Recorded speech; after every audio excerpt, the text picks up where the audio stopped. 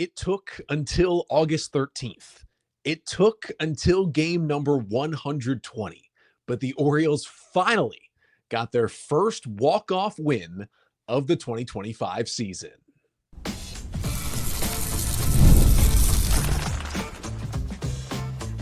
You are Locked On Orioles, your daily Baltimore Orioles podcast. Part of the Locked On Podcast Network, your team every day. Hey there, Orioles fans. Today is Thursday, August 14th, 2025, and welcome back into the Locked On Orioles podcast, part of the Locked On Podcast Network, your team every day. As always, I'm your host, Connor Newcomb. And coming up on today's episode, we are going to recap the Orioles finally getting a walk-off win. Jackson Holliday delivering with the walk-off double in the bottom of the ninth as they beat the Seattle Mariners 4-3. I'll get you the 5 things you need to know from that game, including the awesome moment in the ninth, preceded by some not great relieving in the ninth inning, another amazing Trevor Rogers start, and a really cool moment for Jeremiah Jackson as well. Then I'll get you some updates on the Orioles' 3 main rehabbing pitchers. Kyle Bradish, Tyler Wells, and Albert Suarez are all getting close to returning to this team. And then finally, a few more pieces of news and notes to finish out the show. But that's all coming up on this episode of the Locked On Orioles podcast, which is brought to you by Monarch Money. Take control of your finances with Monarch Money. Use code LOCKEDONMLB at monarchmoney.com for 50% off your first year. So let's start this one with an Orioles victory. Final score from Oriole Park at Camden Yards on Wednesday night, the Orioles 4 and the Seattle Mariners 3 as the O's win it on a walk-off and take game 2 of the series, evening it at 1 game apiece. The Orioles with the win get to 54 and 66 on the season. And I'm going to get you the 5 things you need to know from the Orioles win over Seattle. And the first thing you need to know is Jackson Holliday delivered his probably coolest and biggest moment, even though the games don't mean as much at this point, in his Orioles career. Holliday with a walk-off double in the bottom of the ninth inning off of Mariners reliever Matt Brash to give the Orioles a 4-3 victory. As crazy as it seems, even though this team hasn't been very good, first walk-off win of the year. It took until game 120 to do it. The Orioles were the final team in the majors. All other 29 teams had walked it off at least once in 2025, except for the Orioles. And it had been like a month plus that it had been that way, that everybody else had a walk-off win and the Orioles didn't. So nice to see that. Again, the celebration is not what it could have been when the team was better earlier in the season with a bigger crowd, but it's nice to get at least one before this season ends with only 42 games now remaining. The Orioles do get one, and a big swing for Jackson Holliday, right? He was in a little mini 4 for 38 slump entering that at bat, hadn't been swinging the bat super well over the past couple of weeks. That was cool to see him get that hit, and especially off the reliever that it came off of. I mean, Matt Brash pitched the bottom of that ninth inning in a 3-3 game. Brash, who's just been unbelievable this year, he's got a 1.42 ERA out of the Seattle bullpen since returning from Tommy John surgery. He's been one of the better relievers in Major League Baseball this year. And, he had allowed, 1 run in his last 10 appearances, I believe, coming into this one. He just doesn't get hit around very often, and specifically on his slider. It is a heavy slider approach from Brash. He throws that pitch 63% of the time. Lefties, righties, doesn't matter. Opponents are hitting 180 against it this year. And that Holliday double into the corner was on a slider, was the very first extra base hit that Matt Brash has allowed all season on his dominant slider. That is unusual to see Brash give that up. And it was just Holliday putting a good swing on a slider and roping that thing into the right field corner. And with 2 outs, obviously, in that ball, it got so far into the corner. I mean, I think Canzone was out there in right field at that point for Seattle. No, not Canzone. It was Dylan Moore out there. He was shaded so far over towards right center field, just had no time to run that ball down in the corner, get it back in to have a play at the plate. Dylan Carlson with solid speed was on first, and he ends up scoring easily to win the game. And you do have to give some props to Dylan Carlson here, because Kobe Mayo and Jeremiah Jackson were retired to start the bottom of the ninth. It was 2 outs, nobody on, with Carlson at the plate. and he lashed a 3-2 single into right field off of Brash to keep the inning going, turn the lineup over to Holliday, and ends up scoring. And Carlson, he was 2 for 4 in this game, his first multi-hit game since June 22nd. He had just snapped his 0 for 35 with his single early in Tuesday's game. So hopefully for his sake, his bat gets going a little bit again, actually hit some ball or hit at least that single in the 9th inning fairly hard. So kudos to him because he's pretty much been an automatic out for weeks now, especially facing Brash. You're like, well, this thing's going to extra innings. He gets himself on, just get on base, get it over to the top of the lineup. You never know what could happen. And Jackson Holliday stepped up there and came through big time for the Orioles in that spot. Second thing you need to know from the Orioles win is that Trevor Rogers is just unbelievable right now. His start's going to get buried a little bit because what happened after he left the game, but just another sensational outing for Trevor Rogers. 7 innings of 1-run ball on 4 hits. He struck out 6, did not walk anyone, threw 95 pitches in this game, and now has a 1.43 ERA through 11 starts this season. It's just unbelievable. Seemingly every time he goes out there, what he is able to do. And quite frankly, this is one of the greatest stretches in Orioles history from a starting pitcher. This is now 9 consecutive starts from Rogers in which he's allowed 2 earned runs or less. The Orioles record is 10. Milt Pappas did it 10 times in a row all the way back in 1964. Rogers was tied for second with 8. He made it 9 on Wednesday night. I mean, Jim Palmer, his best 11 start stretch was a 1.15 ERA. So a little bit better than Rogers has done.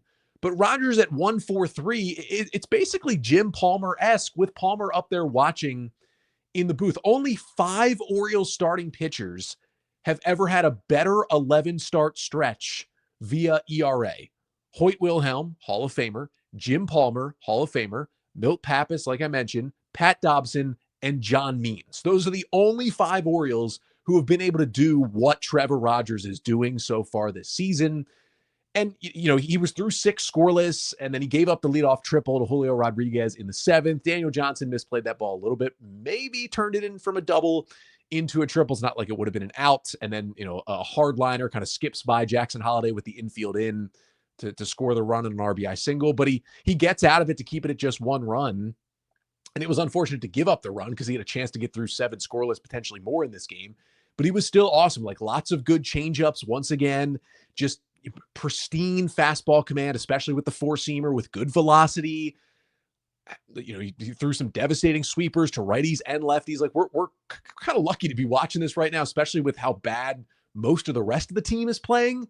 Trevor Rogers, it does not faze him. He continues to be incredible. He is appointment viewing at this point when he takes the mound, and just another example of that on Wednesday night. Third thing you need to know from this one is that Jeremiah Jackson, while it didn't end up being the winning hit, we thought it would be, but he certainly had his big Orioles moment on Wednesday night. Jackson, who was, came out on the minor league deal, was having an unbelievable season in AAA Norfolk, was called up right after the deadline, and is getting his chance. Hasn't been playing every single day, but between pinch hitting and starting, he's been in there most days for the Orioles since the deadline, and he swung the bat okay. He's had a little trouble on defense, playing a little more outfield than he is used to as a typical infielder, but the Mariners, they go to the bullpen in the 7th. It's a 1-1 game. There's a runner on first with 1 out, and they pull Logan Gilbert at 79 pitches, who's been dominant this year, who was dominating the Orioles, and they go to a Mariners pen that hasn't been amazing this year. They get the lefty Gabe Spire, and you're thinking, it must be Gunnar Henderson or Jackson Holliday due up, right? They're going to the lefty to get the righty out of there. It was Daniel Johnson due up, who the O's just claimed on waivers this week and was making his first start as an Oriole in 2025. That's the lefty that was coming up. I mean, Logan Gilbert dominating at 79 pitches really couldn't face Daniel Johnson. So Tony Mansolino counters. He goes with the right-handed hitter Jeremiah Jackson as the pinch hitter off the bench. He did not start this game. And Jackson delivers with a go-ahead 2-run little league homer as he lines a ball off the tall right field wall. Dylan Moore has trouble with it in right field. And then Buck Britton, really aggressive send with Kobe Mayo trying to score from first on that play. He slides in safely. The throw gets away at home plate, hops into the dugout. Jeremiah Jackson was already at third with a triple. That allows him to come home on the error and score the run to make it 3-1. Just an awesome moment from Jackson. I do think he has the skills to stick around with this team and potentially be someone who kind of fills into the Ramon Arias role in 2026. So hopefully there are more big moments for Jeremiah Jackson in an Orioles uniform, but there's also a chance he just doesn't stick and he's not really back in with this team in a huge capacity next year. So there's also a chance this is his biggest moment. And it was cool to see him come up in that spot as a pinch hitter. Fourth thing you need to know from this one is that Jackson big hit came after Ryan Mountcastle finally had gotten to Logan Gilbert for the Orioles. Gilbert was through 6 scoreless innings, 2 hits, 5 strikeouts. He had thrown just 73 pitches, I think, to get through 6. He was dealing. The O's had hit some balls hard, but right at guys. And Gilbert, who's, he's been one of the best pitchers in the major leagues this year. He's been amazing. He was just mowing down the order. And then the 7th comes. The Mariners had just gotten a run to break the scoreless tie in the top of the 7th. And on the first pitch at the bottom of the 7th inning, Ryan Mountcastle gets a fastball and meets Gilbert with a solo home run, lines it just off the top of the wall in right center field to tie the game at 108 off the bat. Second home run in 5 games for Mountcastle since returning off the IL with that hamstring issue. He only had 3 homers in the first 2 months of the season before going on the IL. So nice to see the power return a little bit for Mountie. And Mountcastle had a good game. He also had a single and drew a walk against Gilbert earlier in the game. He was really the only Oriole to do anything against Logan Gilbert in this one. And just the 5th time this season, Mountcastle has reached base 3 times in a single game. And that kind of ignited the Orioles' best offensive inning they've had in a while, right? I mean, they did basically nothing in the series against the A's over the weekend. They were shut out on Tuesday night, the first game of this series. And the O's did only get those 3 runs, the Mountcastle homer, then the Jeremiah Jackson play, but they had 5 hits in the inning, and hasn't been a lot lately since the deadline where the Orioles have had 5 hits in a single inning. You get the Mountcastle homer, the Mayo single, you get the hit from Jackson. Jordan Westberg got a hit later in the inning as well. You like to see him swinging the bat the way they were in that inning. And the 5th and final thing you need to know from the Orioles' 4-3 walk-off win over the Seattle Mariners on Wednesday night is that Dietrich Enns, there might be something here. Like, he is proving himself in this Orioles bullpen. The O's got 3 in the bottom of the 7th. Trevor Rogers was done, and they went to Enns to protect a 3-1 lead in the top of the 8th inning. He's a 34-year-old journeyman left-hander, came over from the Tigers in a small waiver trade back on deadline day. And he allows a leadoff single to the lefty J.P. Crawford in the 8th and then just bears down. Strikes out Dylan Moore, gets Randy Arozarena to fly out, and then strikes out Cal Raleigh on a high fastball to end the inning. He was fired up coming off the mound after that strikeout. This is now 4 appearances out of the Oriole bullpen for Enns, and he's done a lot of different things so far. But in those 4 appearances, 5 1/3 innings, 7 hits, 1 run, 12 strikeouts to no walks in that stretch is frankly kind of absurd what he is doing. Like, you think about how many outs he has recorded in total. That is 5 1/3. That is 16 outs. 12 of them come via the strikeout, and he hasn't walked anybody. It's a good fastball. The velo's up with the Orioles. His changeups looks good. We didn't even see any of the breaking balls on Wednesday because he was facing mostly righties out there for the Mariners. And you know what? Like, the Orioles are trying to find guys right now with the state of this bullpen. They may have found a guy in Dietrich Enns. Like, he's the guy that's probably stepped up and pitched the best out of these guys they've brought in after trading away so many relievers at the deadline and then having Felix Bautista now be out for the season. And maybe Dietrich Enns can be your closer moving forward. We talked about the struggles Keegan Aiken has had in that role. Well, the 9th inning was, again, a mess. The Orioles shouldn't have had a chance to get their first walk-off of the year on Wednesday because they went to the top of the 9th with a 3-1 lead, and they went to Yennier Cano, and he made a mess of it. Rodriguez single, Eugenio Suarez walk, double steal, RBI ground out from Josh Naylor made it 3-2, put the tying run at 3rd with 1 out. Mancelino goes to the bullpen, gets the lefty Keegan Aiken to face the lefty pinch hitter Dominic Canzone. Canzone with a sac fly on the first pitch to tie the game. Aiken gets a fly out on the second pitch to keep it 3-3, but again, they got the 2 runs. Aiken and Cano combined to blow the save. And for the Orioles, we talked about how Aiken had gotten some chances, but it was when there were more lefties due up in the orders. Now Cano gets a chance. It was just the first time this year that the Orioles have handed a save opportunity in the 9th inning to Yennier Cano. They gave him 1 3-run save chance in a 10th inning back in July in Atlanta, which he converted. But that's it. I mean, he does have 14 career saves, 1 this year, 5 last year, and 8 of them back in the All-Star season of 2023. but it's never been his best role. Cano's even talked about it, how he's just less comfortable in that ninth inning role. He doesn't miss a lot of bats, which makes him less useful in the ninth inning. He's better as just a good, middle reliever or setup man, but he's having his struggles this year. He gets his first chance with all these relievers out and just, again, makes a mess of it. And the O's are trying to combine Cano and Aiken to get these saves because they're the only two veteran relievers who've been around in Baltimore left in that bullpen. At this point, I think you look at the Dietrich Enns and the Cade Strouds of the world, and you just give those guys these chances, I think, because if Aiken and Cano aren't going to get them done, and, they're going to be back with the team next year, but not as closers anyway, you might as well give these younger guys more shots to prove themselves. And Enns is doing that and Stroud's doing that. We've seen Wolfram and Martin do it at times. Like, give them the ninth. We saw what happened. They gave the ninth to Corbin Martin a couple of weeks ago. It was rough to watch, but he got the save against the Blue Jays. Maybe a guy like Enns or Stroud will do the same thing as well if you get them the ball. Didn't work out at the top of the ninth, but luckily Holliday gets the big walk-off hit, and the Orioles still win the game. Their first walk-off win of the season, ending the Mariners' 8-game winning streak with the victory on Wednesday night. And that wasn't the only good news from Wednesday. Like, we're getting closer and closer to seeing some of these Orioles injured arms get back. Albert Suarez, Kyle Bradish, Tyler Wells, they are close. We will tell you how close coming up next. But first, this episode of the Locked On Orioles podcast is brought to you by Monarch Money. Most people can't name all their financial accounts or even what they're worth, whether it's 401ks, properties, or investments. And when you don't have the full picture, you can end up leaving money on the table. That's why there's Monarch Money. It's an all-in-one personal finance tool that brings your entire financial life together in one clean, easy-to-use interface on your laptop or your phone. And Monarch, it does the heavy lifting for you. You can link all your accounts in minutes, see clear data visuals, get smart categorization of your spending, and finally feel in control of your money without ever touching a spreadsheet. And for me, Monarch makes it simple to review my finances with my partner as well. We can both see, our money together, budgets, goals, spending activity, all in one place. So don't let financial opportunity slip through the cracks. Use code LOCKEDONMLB at monarchmoney.com in your browser for half off your first year. That's 50% off your first year at monarchmoney.com with code LOCKEDONMLB.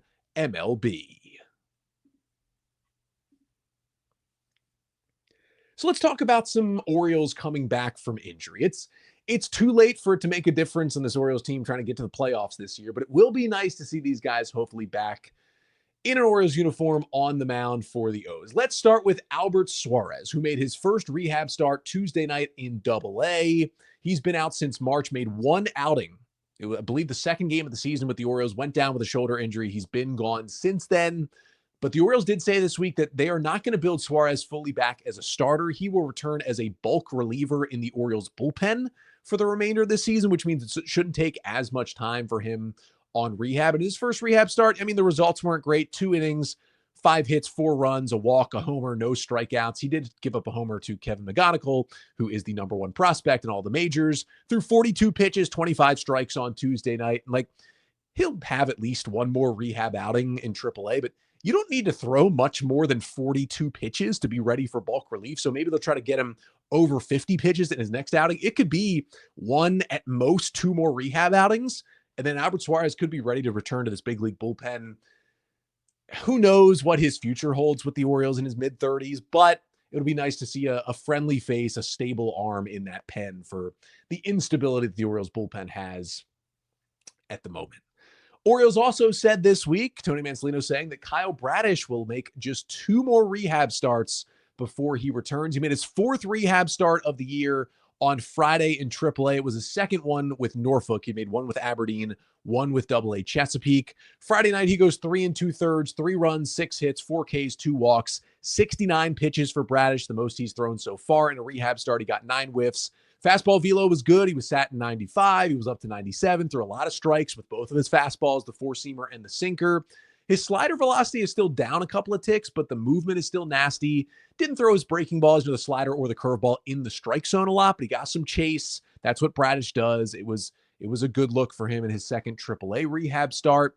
Now, he is set to start again tonight on Thursday in AAA. It would be his 5th rehab start overall. And at 69 pitches Friday, the O's are probably going to look to push him to around 80 pitches, maybe more in this one tonight, which would set him up to then start again in AAA next week, either Tuesday or Wednesday. And once he would do that, that would be those final 2 rehab starts. And as long as he's still feeling good, looking good, he's going to be back. So if you're trying to target, a Kyle Bradish 2025 MLB debut when he comes back to a big league mound, the earliest he could possibly do it would be Sunday, August 24th at home against the Astros, but that would take like a perfect schedule. It's more likely to be either Monday, August 25th or Tuesday, August 26th, both at home against the Red Sox.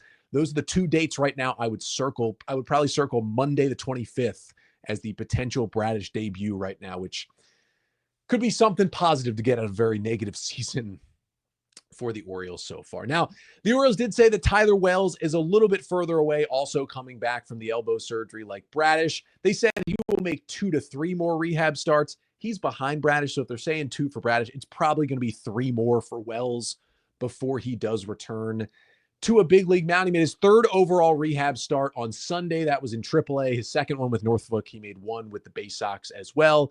And the stats were really good. 4 scoreless innings, 1 hit, 5 Ks, 1 walk. He threw 52 pitches, got 12 swings and misses. Fastball 93, 94, pretty normal for Wells. Throwing a good amount of strikes as well, which is what you always want to see from Tyler Wells. And again, most likely it'll be 3 more rehab starts if you're comparing where he is versus where Bradish is at the moment. He is scheduled to start tomorrow. That is Friday night for Norfolk. So that would set him up if he's going to make, 1 start Friday and then 2 more after that in AAA. It would set him up to be ready around Monday, September 1st when the Orioles are in San Diego against the Padres, which actually makes the roster move a little bit easier because remember, on September 1st, rosters expand. You can add 1 extra pitcher and 1 extra hitter to your roster.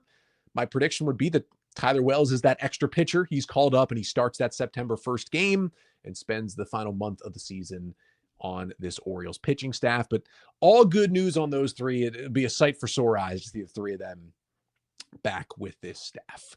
Few other news and notes in terms of injuries. Zack Efflin will officially have his back surgery on Monday. Remember, the Orioles announced earlier this week he will get surgery and will miss the remainder of the 2025 season. He said he was told he should have a regular offseason after about a 12-week recovery from this surgery. And, Monday gets the surgery. 12 weeks from Monday takes you to November 10th.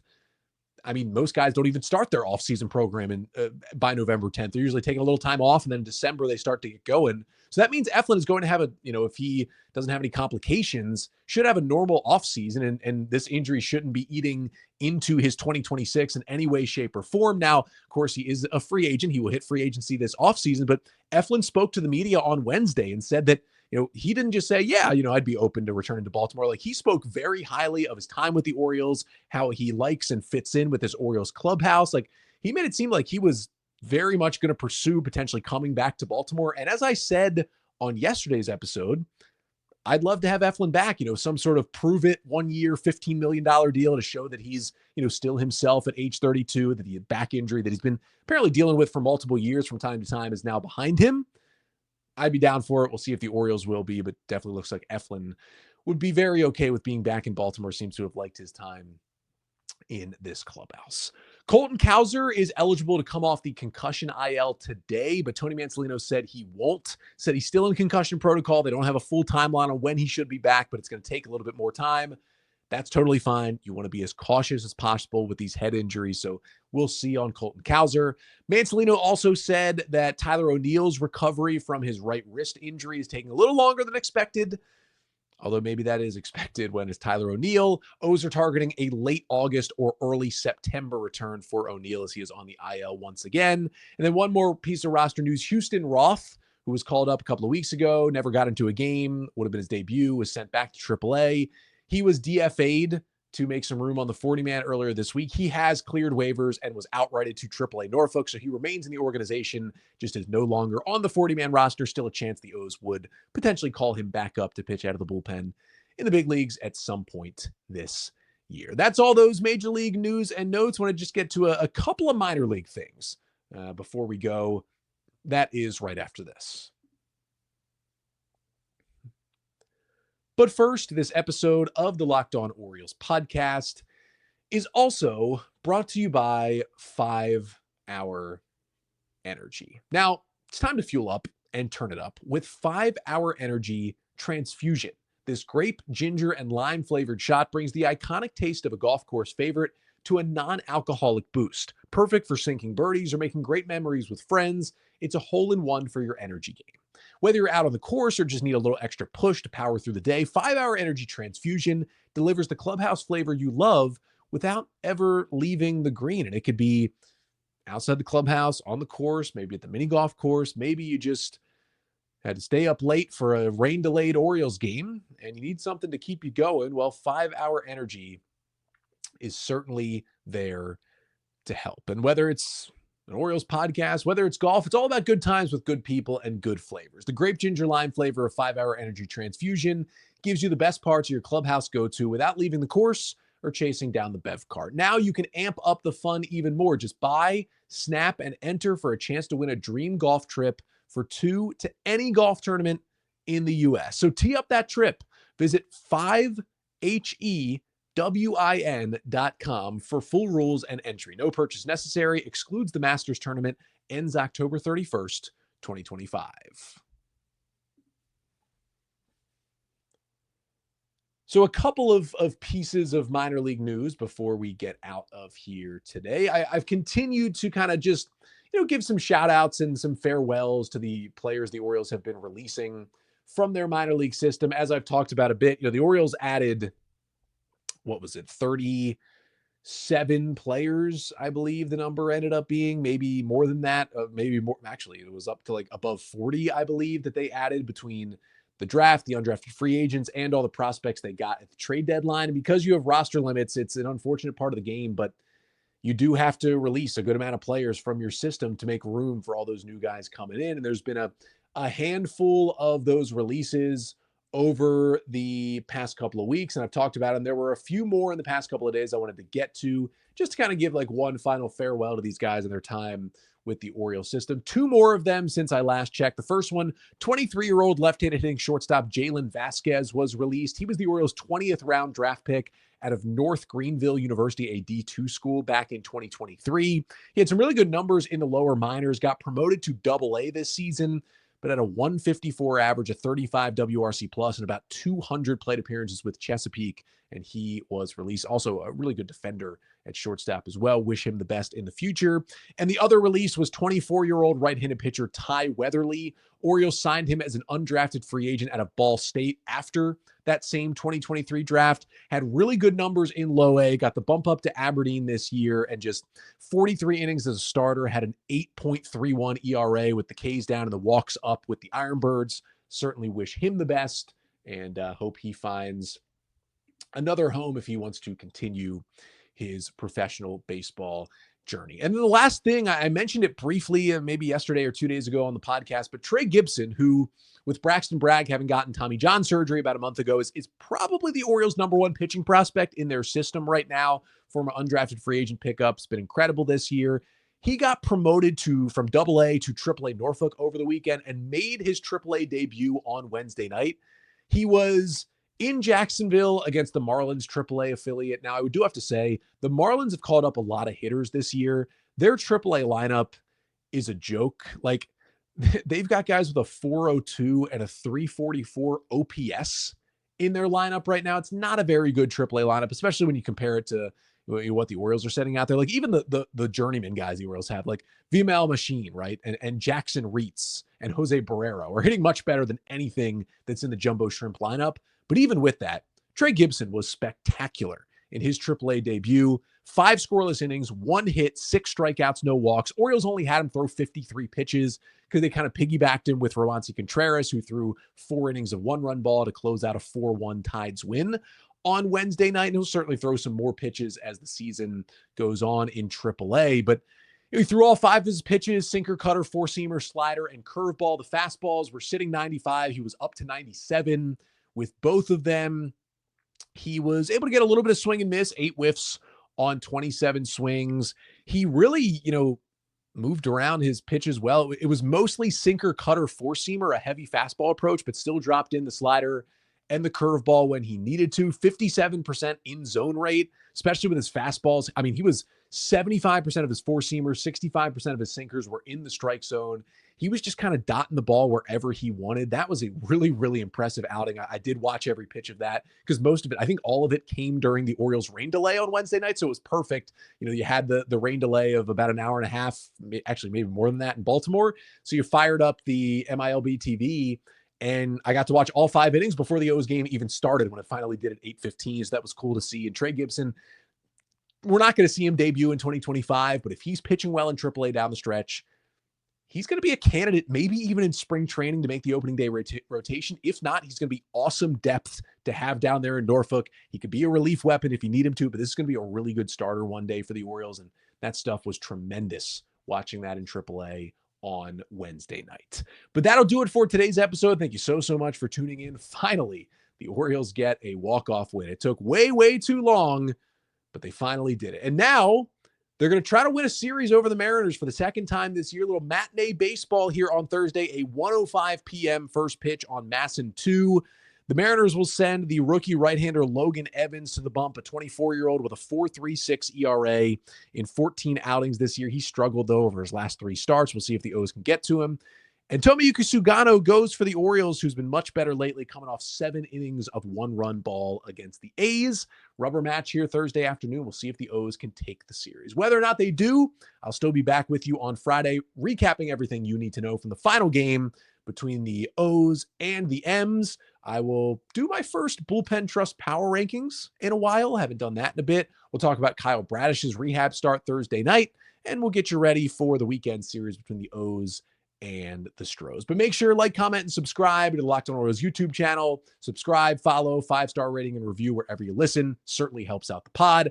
I'll be back tomorrow for a Friday episode. Until then, I'm Connor Newcomb, and this has been the Locked On Orioles podcast, part of the Locked On Podcast Network. Your team every day.